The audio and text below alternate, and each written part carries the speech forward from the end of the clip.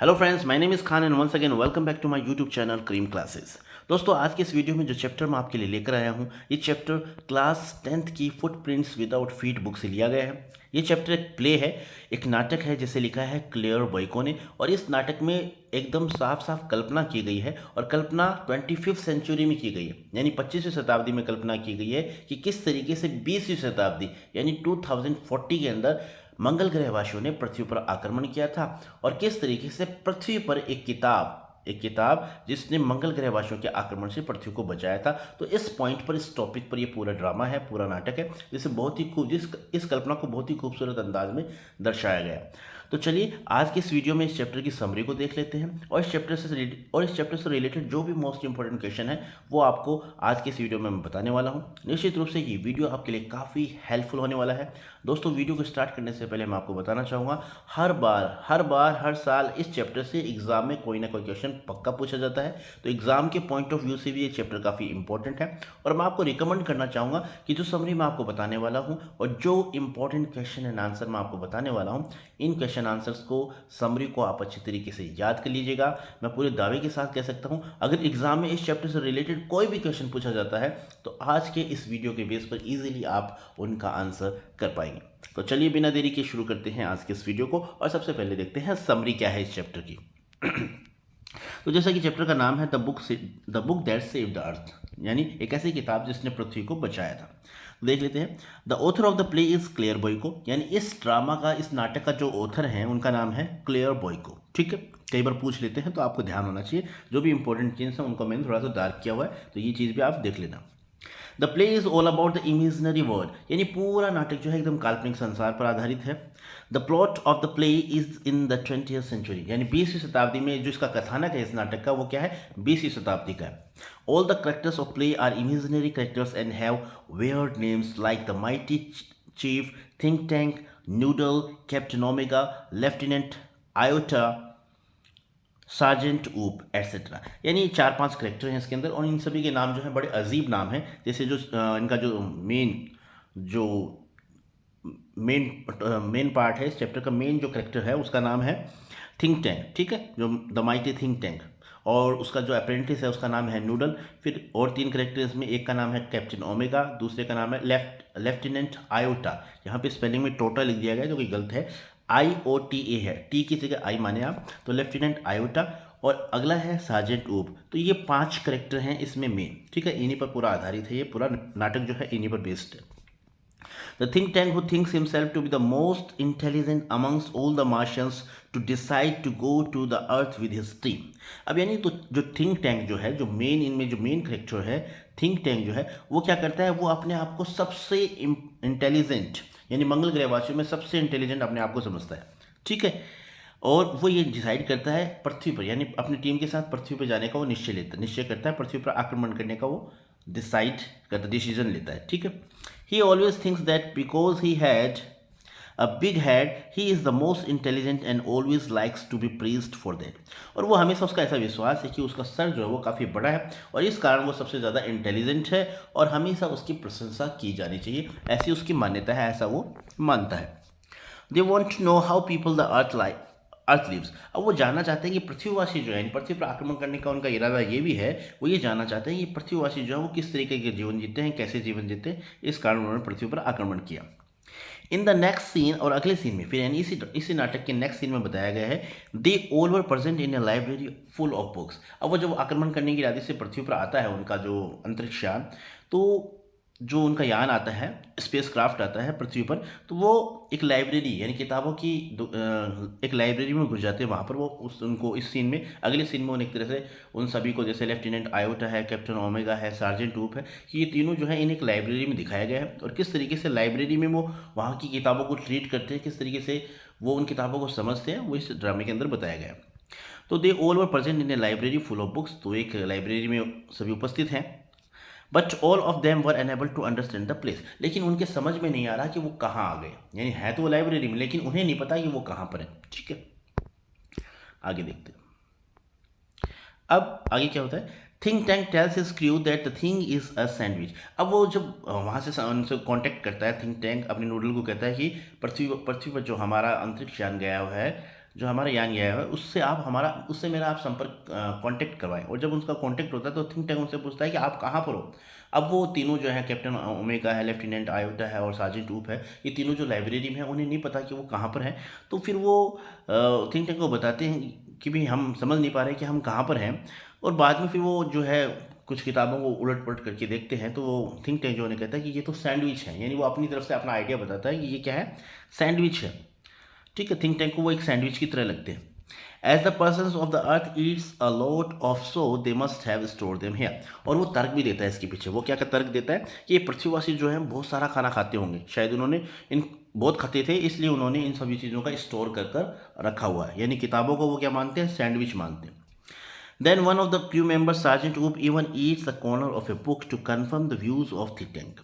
अब जब think tank कहता है कि भाई ये सैंडविच हैं और पृथ्वीवासी जो इन्हें खाने की रूम में यूज़ करते थे, तो उसकी इस कथन की पुष्टि करने के लिए जो सार्जेंट ऊप था वो बेचारे को उसको लास्ट में उस किताब को खाना पड़ता है, यानी उस कॉर्नर को चबा कर खाता है। और जब वो चबा कर उसे खाता है तो उसे उसका कोई टेस्ट नहीं आता, क्योंकि किताब में तो कोई टेस्ट होता नहीं है। अब उसे कोई टेस्ट नहीं आता और लास्ट में वो कंक्लूजन निकालते, निष्कर्ष निकालते हैं कि they came to the conclusion that this may be something else than food. और लास्ट में निष्कर्ष निकालते हैं, कंक्लूजन निकालते हैं। सर्जन रूप कहता है कि भाई इनका कोई टेस्ट तो है नहीं इस चीज़ के अंदर। तो फिर वो कहते हैं कि शायद ये खाने की ना होकर कोई दूसरी चीज़ है, यानी पृथ्वीवासी जो है इस चीज़ का इस्तेमाल खाने के बजाय किसी दूसरी चीज़ में करते होंगे। After some time Noodle suggest think tank that maybe it is use for communication with ear. बाद में नूडल जो है, जो अप्रेंटिस है थिंक टैंक का, वो उसे कहता है, सलाह देता है, उसे अपनी राय देता है कि शायद ऐसा हो सकता है कि पृथ्वीवासी जो थे इनका उपयोग कम्युनिकेशन करने के लिए करते थे, है ना। खाने के लिए यूज़ नहीं होता था बल्कि कम्युनिकेशन के लिए यूज़ होता था।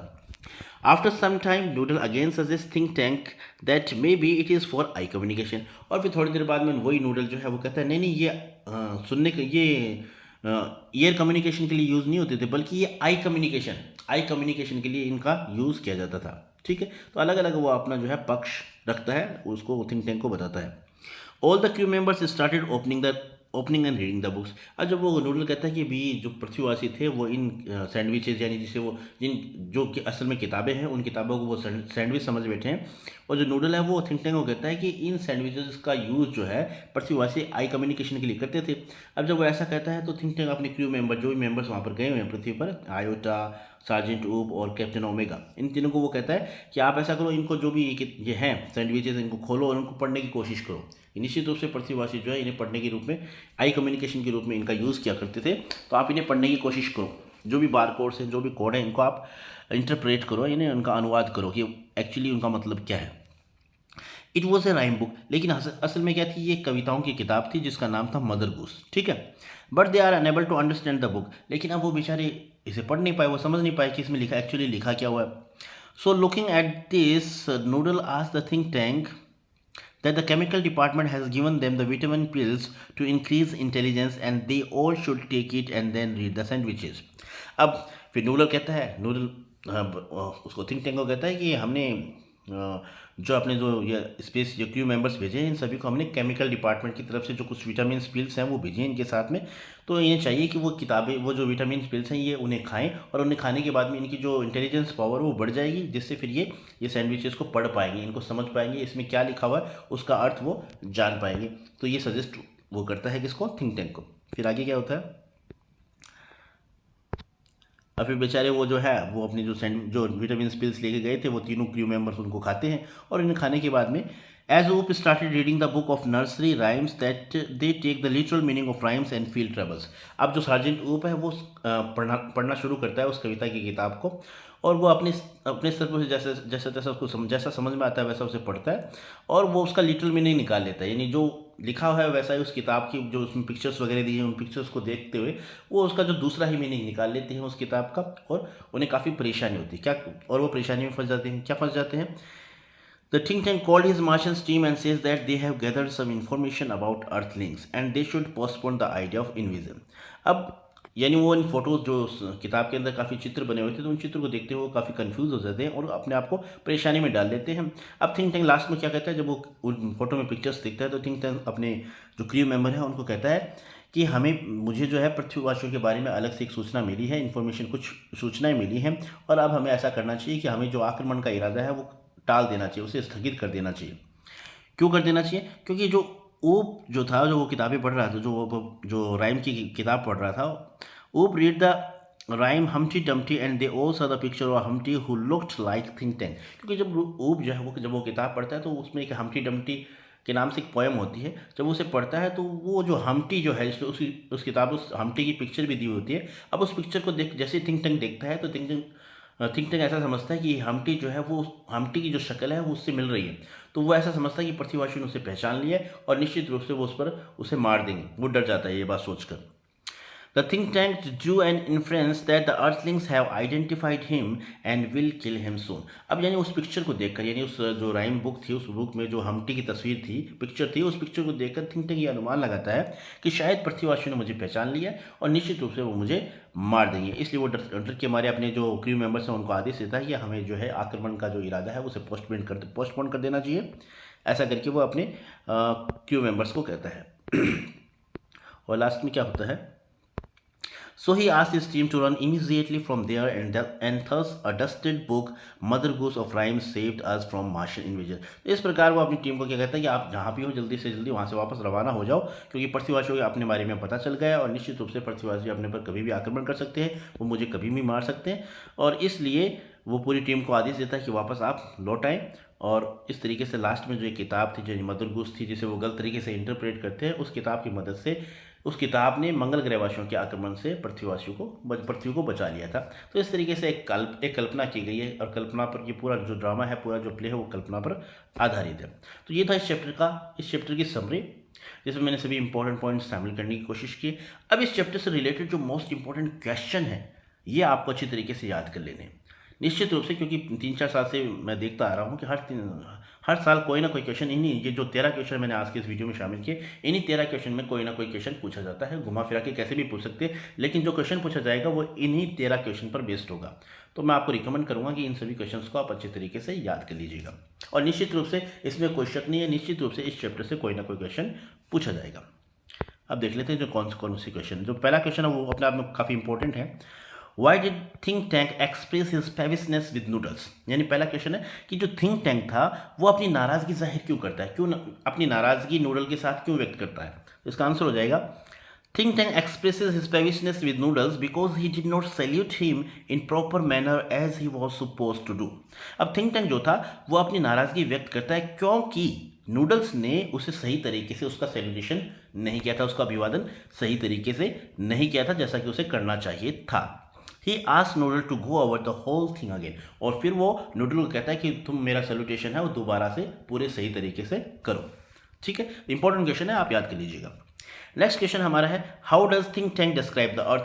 अब थिंक टैंक जो है वो अर्थ को किस तरीके से डिस्क्राइब करता है?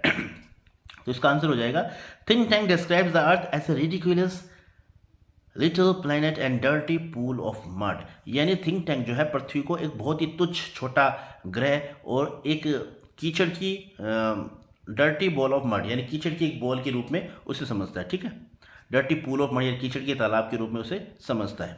ठीक है, अकॉर्डिंग टू हम, उसके अनुसार the earth is an insignificant place because the earthlings are ugly with their tiny head. उसका ऐसा मानना है कि पृथ्वी जो है बहुत ही तुच्छ छोटी जगह है, क्योंकि पृथ्वीवासी जो है वो काफ़ी भद्दे हैं और उनके सर जो है वो भी काफ़ी छोटे छोटे हैं, ऐसी उसकी मान्यता है। ठीक है, अगला हमारा क्वेश्चन है, हु ईट्स द सैंडविच,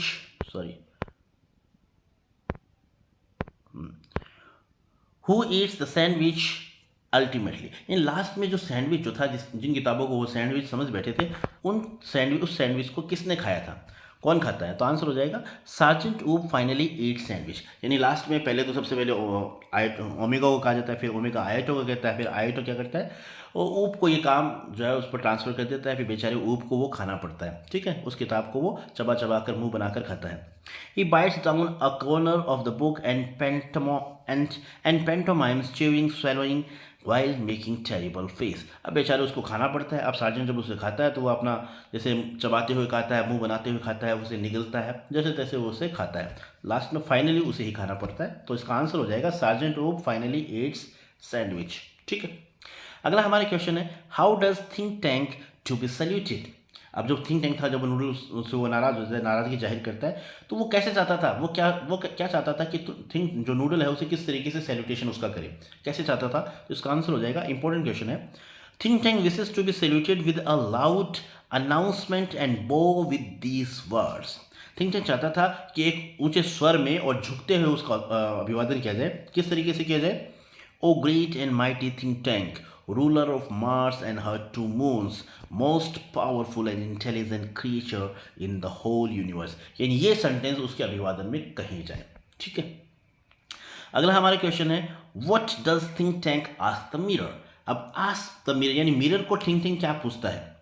तो थिंक टैंक जो होता है उसके अक्सर हाथ में मिरर होता है और मिरर को देखते हुए अपने बारे में पूछता है कि इस संसार में सबसे फैंटेस्टिक इंटेलेक्चुअल गिफ्टेड बीइंग कौन है ना। तो ये क्वेश्चन पूछता है, तो इसका सीधा सा सिंपली आंसर हो जाएगा, think tank ask the mirror who is the most fantastic intellectually gifted being in the universe. यानी पूरे ब्रह्मांड में सबसे बुद्धिमान प्राणी कौन है, ये बात वो अपने मिरर में देखकर अपने आप से ही पूछता है। ठीक है, अगला हमारा क्वेश्चन है,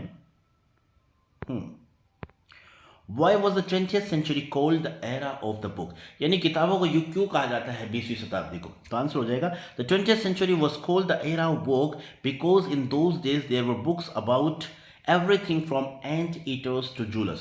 यानी 20वीं शताब्दी को किताबों का युग इसलिए कहा जाता है क्योंकि उन दिनों हर चीज़ के बारे में किताबें हुआ करती थी। एंट ईटर्स से लेकर जूलस तक, यानी जूलस एक जाति है और एंट ईटर मतलब चीटाखोर, यानी हर छोटे से छोटे जीव से लेकर एक हर छोटी से छोटी जाति तक हर चीज़ के बारे में उस ज़माने में किताबें हुआ करती थी। The book taught people what to do, और किताबें बताती थी what to do, how to do, when to do and why to do. क्या करना है, कैसे करना है, कब करना है, क्यों करना है, यानी हर चीज़ का जवाब किताबों में होता था। इसलिए 20वीं शताब्दी को किताबों का युग कहा जाता है। अगला हमारा क्वेश्चन है ये रहा, what is think tank planning about the earth. Earth के बारे में थिंक टैंक की क्या प्लानिंग है, क्या करना चाहता था, आक्रमण करना चाहता था। तो इसका आंसर हो जाएगा, think tank is planning to invade the earth. यानी थिंक टैंक जो था वो पृथ्वी पर आक्रमण करने की योजना बना रहा था। He has the ambition of putting the earth under his own rulership and for this reason he sends his crew to the earth. यानी उसकी महत्वाकांक्षा थी कि वो अपने पृथ्वी को भी अपने अधीन करना चाहता था, पृथ्वी पर भी वो शासन करना चाहता था, इसलिए उसने अपने क्रू मेंबर्स को पृथ्वी पर आक्रमण करने के लिए भेजा था। अगला हमारा क्वेश्चन है, what does think tank feel about the books on earth. यानी जो पृथ्वी पर जो एक लाइब्रेरी में जो किताबें देखते हैं उन किताबों के बारे में थिंक टैंक क्या महसूस करता है। तो इसका आंसर हो जाएगा, think tank guesses that the books are sandwiches. यानी थिंक टैंक उन किताबों को क्या बताता है, सैंडविचेस बताता है। ही सेज, वो कहता है that these sandwiches are not edible. वो कहता है कि ये सैंडविच जो है वो खाने के काम नहीं आते। They are communication sandwiches. ये क्या है, कम्युनिकेशन, यानी आपस में बात करने के लिए इन सैंडविचेस का यूज़ किया जाता है। ठीक है, अगला हमारा क्वेश्चन है, why does think tank call the earth an insignificant place. यानी पृथ्वी को जो है थिंक टैंक है वो इनसिग्निफिकेंट प्लेस क्यों कहता है। तो आंसर हो जाएगा, think tank is the ruler of Mars. Think tank जो है वो मंगल ग्रह का शासक है। He thinks himself to be the most powerful and intelligent creature in the universe, hence he calls the earth an insignificant place. यानी वो अपने आप को क्या कहता है, सबसे इंटेलिजेंट, सबसे शक्तिशाली प्राणी बताता है पूरा ब्रह्मांड का, और इसलिए वह पृथ्वी को क्या बहुत ही तुच्छ जगह, बहुत ही निम्न जगह के रूप में मानता है। ठीक है, अगला हमारा क्वेश्चन है, who try to invade the earth in the 21st century. यानी 21वीं शताब्दी में पृथ्वी पर आक्रमण करने की कोशिश किसने की थी। तो इसका आंसर हो जाएगा, Martians try to invade the earth in the 21st century. यानी मार्शियन यानी मंगल ग्रहवासियों ने आक्रमण करने की कोशिश की थी।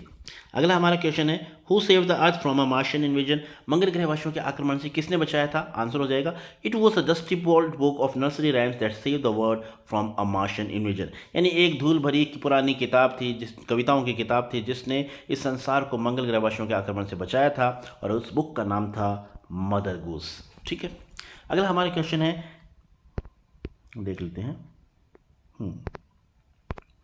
Give the character sketch of Noodle. Noodle का करेक्टर स्केच आपको बताना है। तो Noodle is the apprentice of think tank. Noodle जो था वो थिंक टैंक का प्रशिक्षु था। He knows more about the earthlings and their activities than think tank. और वो जानता था मोर अबाउट द पृथ्वीवासियों के बारे में, यानी पृथ्वीवासी और उनकी गतिविधियों के बारे में थिंक टैंक से ज़्यादा जानता था। ही इज़ इंटेलिजेंट, काफ़ी बुद्धिमान था, क्लेवर चतुर था, एंड डिप्लोमेटिक और कूटनीतिज्ञ भी था। He praises think tank before suggested anything, और वो बार बार जब भी कोई भी सुझाव देता था, कोई भी सलाह देता था, तो बार बार वो थिंक टैंक की तारीफ करता था। ठीक है, एक तरह से डिप्लोमेटिक था वो। ठीक है, ये हो जाएगा इसका आंसर। अगला हमारा क्वेश्चन है और लास्ट क्वेश्चन है आज के इस वीडियो का। वट डज ऊब थिंक अबाउट द लाइब्रेरी। अब सार्जेंट ऊब जो है वो लाइब्रेरी के बारे में क्या सोचता है, तो इसका आंसर हो जाएगा about the library Oop thinks that it may be a haberdashery. यानी वो सोचता है कि कोई भी साहित्य की दुकान है, ठीक है, किसी टोपी वोपी की टोपियों की या जो सिलाई का सामान रखते हैं वो दुकानों समझ लेता है। ठीक है, हैबरडेशरी जहाँ पर सिलाई का सामान होता है, टोपी वगैरह ये मिलती हैं जिन दुकानों पर, उन्हें बोलते हैं हम हैबरडेशरी शॉप। ठीक है, तो जो ऊप है वो इसे क्या समझता है, एक हैबरडेशरी, यानी लाइब्रेरी को एक हैबरडेशरी समझता है। About the book he thinks that they may be hats. किताबों को देखते हुए ये ऐसा मानता है, ऐसा समझता है कि ये क्या है, ये सभी टोपियाँ हैं। He opens a book and puts it on his head. अब वो एक किताब को खोलता है और अपने सर पर पहनता है, क्योंकि वो उन्हें क्या है, एक तरह से टोपी के रूप में ट्रीट करता है। तो ये थे हमारे 13 क्वेश्चन जिन्हें मैंने आपको बहुत ही आसान भाषा में समझाया है। मैं आपको रिकमेंड करूँगा ये सभी 13 क्वेश्चन आप अच्छे तरीके से याद कर लें। निश्चित रूप से अगर एग्ज़ाम में कोई भी इस चैप्टर से रिलेटेड क्वेश्चन पूछा जाता है तो आज की इस वीडियो के बेस पर ईजिली आप उनका आंसर कर पाएंगे। So this is all about the video. I hope you like this video, and if you did, please give it a like and share with your friends and siblings who are especially in 10th class. So once again, thank you so much for watching this video till the very end. See you soon in next video. Till then, take care of yourself, keep watching, keep growing, keep learning, and once again, thank you. Have a nice day.